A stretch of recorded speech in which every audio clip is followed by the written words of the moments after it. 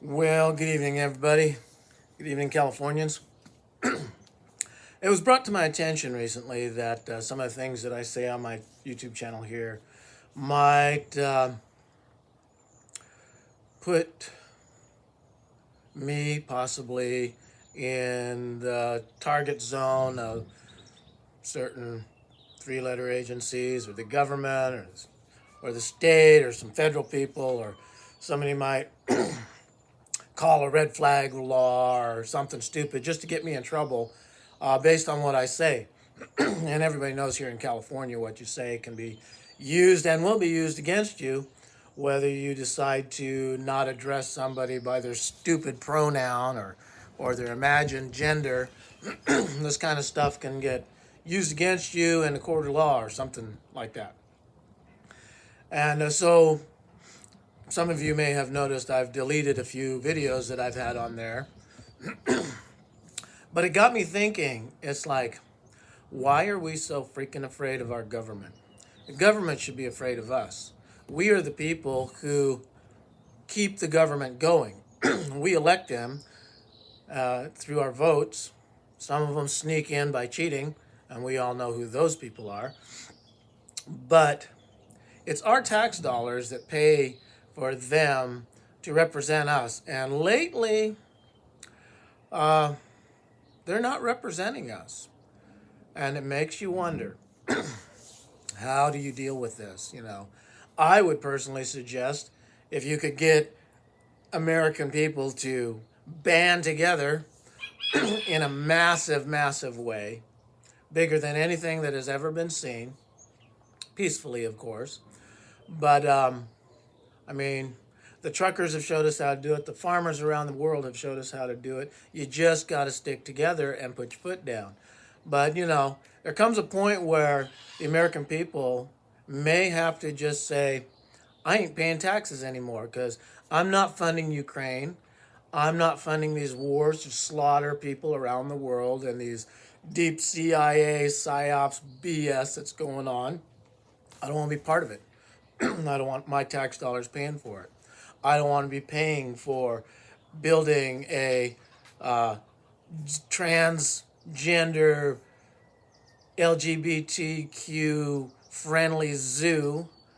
I don't want to be paying for illegal aliens to be coming into my country, getting free money, free housing, the right to vote in a country they're not even a legal citizen in, and all the benefits that they can get that I have to bust my hump as an American citizen and be punished for having practically.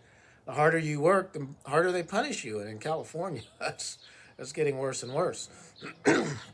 So I was listening to Doug LaMalfa, representative of, I guess he's District 1, which is basically up here.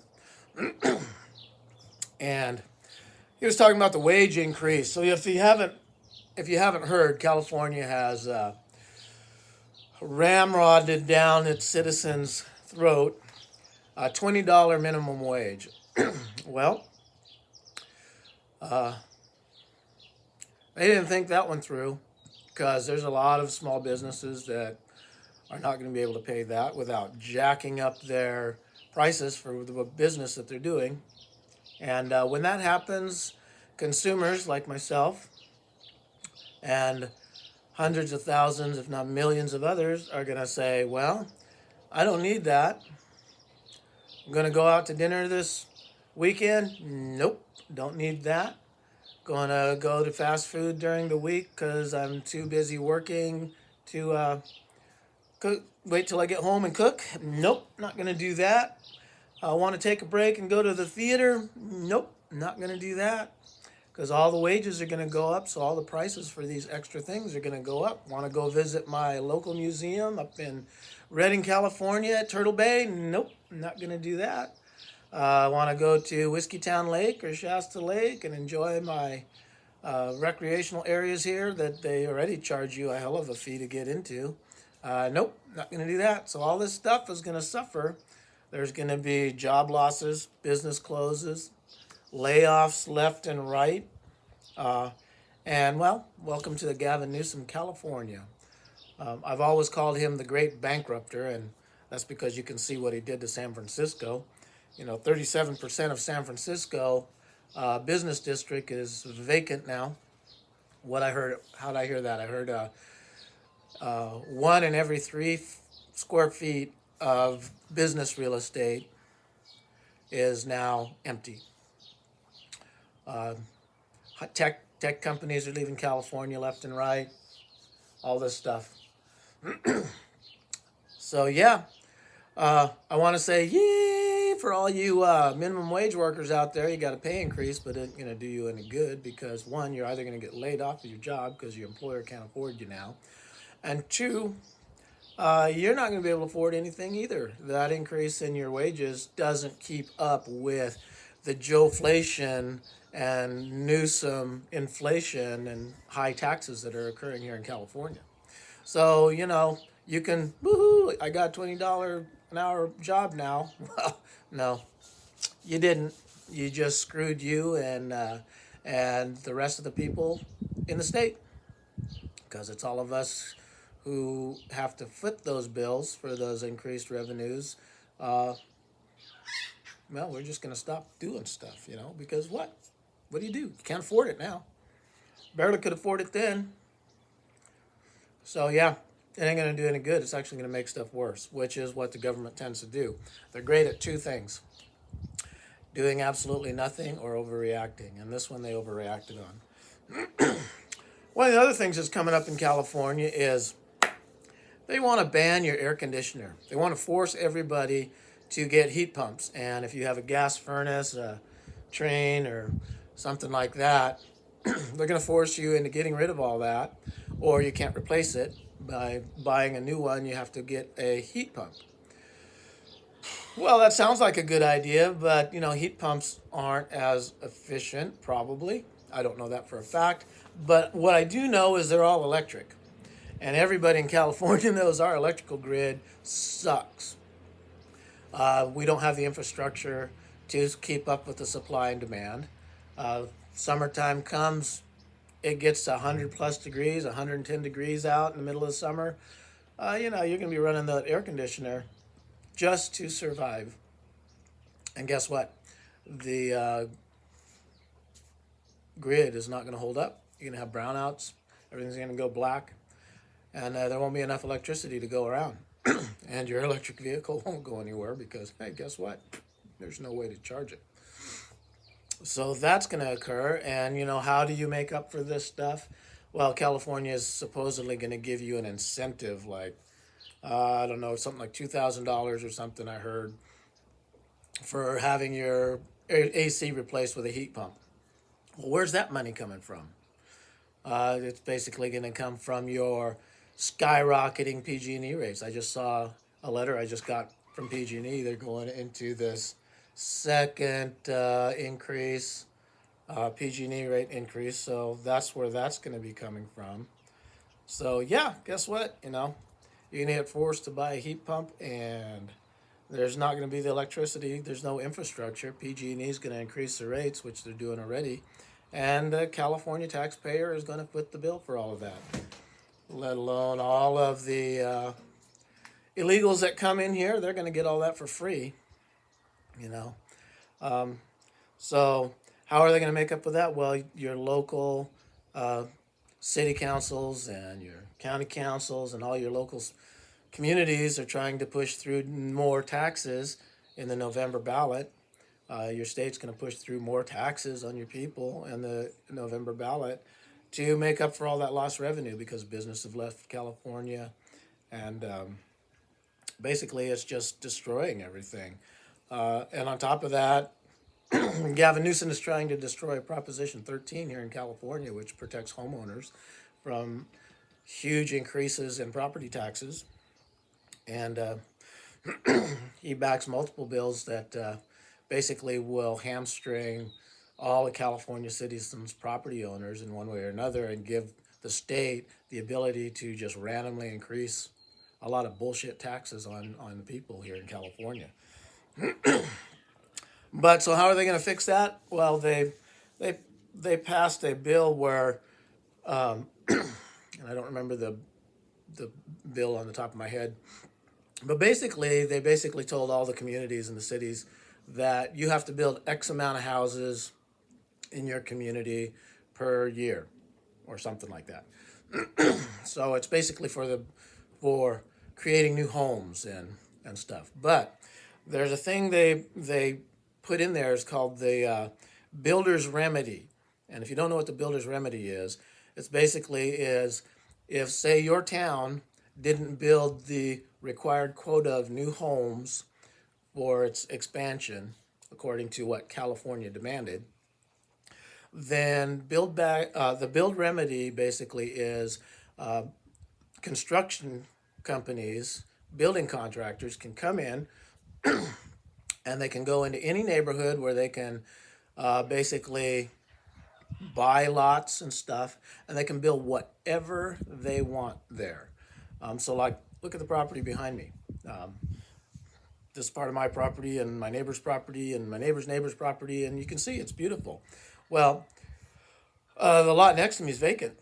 So basically, a builder could come in here under the builder's remedy, irregardless of what this area is zoned, irregardless if it's an HOA or not an HOA, irregardless if it's commercial or agricultural or whatever, doesn't matter.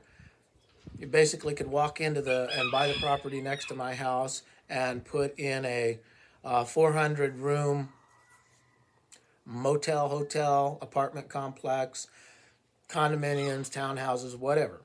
And my nice little out of the city limits home could suddenly become a suburb of the town I live in with density population that would instantly quadruple.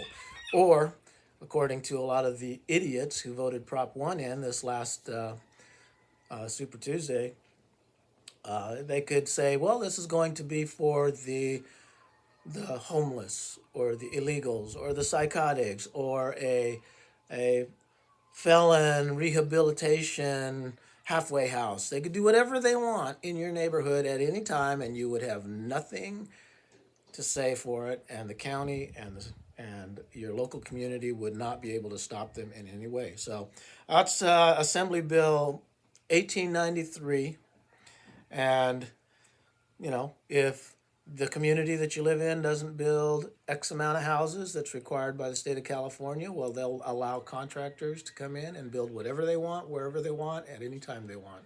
So, hey, there is a slum coming to your local neighborhood sometime soon, according to California.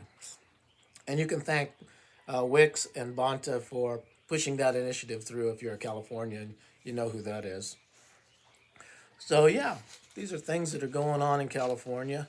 You know, Prop 1 was a backdoor, prey on your sympathies kind of proposition that they claim it was for the homeless, for the mentally ill, and all this kind of stuff, which they've had multiple stuff on the books that they've tried and tried and tried. But most of that money that now you and I, as taxpayers in California, are going to have to foot because the majority of California voted yes to it, and a huge chunk that should have voted no, along with those of us who did vote no, voted neutral. Well, guess what? Now you're going to pay the piper along with the rest of us, because voting neutral is basically voting yes. And if you voted neutral, you're a freaking stupid idiot. And I'm going to say that right here to your face if you're watching this. All right. So anyway, we've got all kinds of stuff going on in California, but the bottom line is Governor Gavin Newsom is going to tax its citizens to death, literally to death. They're pushing through, ramrodding through stuff behind the scenes that people don't even hear about. The news doesn't cover it, or they give it a little blip at the last minute, 12 o'clock hour before it's suddenly stamped by the governor down there in Sacramento. So, the people of California, stop being afraid.